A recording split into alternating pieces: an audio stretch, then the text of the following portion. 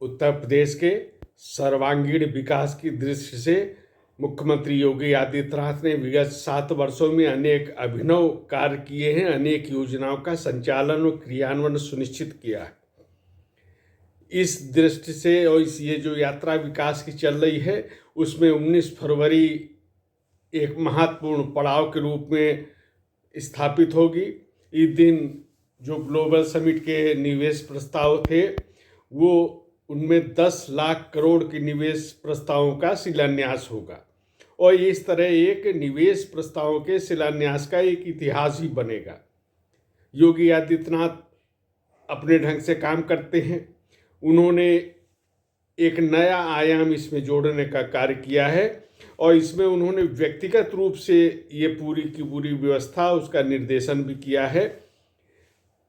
उन्होंने कहा कि ये जो इन्वेस्टर समिट हुई या जो भी उसके निवेश के प्रस्तावों का शिलान्यास प्रधानमंत्री के द्वारा हो रहा है तो ये केवल उद्योग जगत का ही विषय सीमित नहीं है, बल्कि इसका सर्वाधिक लाभ प्रदेश के युवाओं को होना है और इसलिए युवाओं पे भी इस दृष्टि से जो समिट हो रही है उसमें उनका फोकस रहेगा। जो सेरेमनी आयोजित की जा रही है तो युवा इसके प्रति जागरूक हों और लाभान्वित हो सके, इस दृष्टि से पूरी की पूरी एक नया एक आयाम जोड़ा गया है।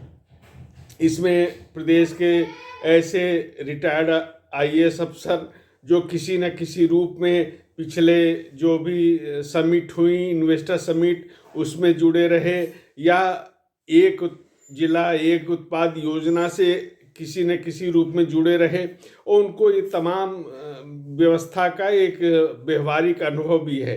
ऐसे रिटायर्ड आईएएस और कुछ ये विश्वविद्यालयों में जाके उच्च शिक्षण संस्थाओं में जाके युवाओं से संवाद करेंगे और उसमें उनको जागरूक किया जाएगा। इन्वेस्टर समिट के जो शिलान्यास समारोह हो रहा है, ग्राउंड ब्रेकिंग सेरेमनी, उसके दृष्टि से वो युवाओं को जागरूक करेंगे।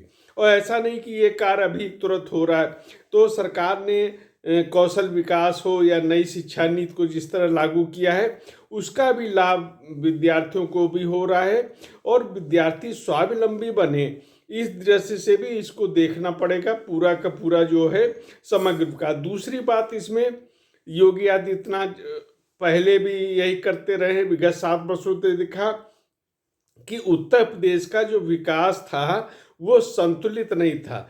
कुछ जनपद उसमें भी और क्षेत्र वीआईपी माने जाते थे और सारी सुविधाएं वहीं पर दी जाती थी। योगी आदित्यनाथ जब 7 वर्ष पहले मुख्यमंत्री बने तो उन्होंने कहा ये क्षेत्र और जनपद का जो वीआईपी कल्चर है इसको समाप्त कर दिया गया।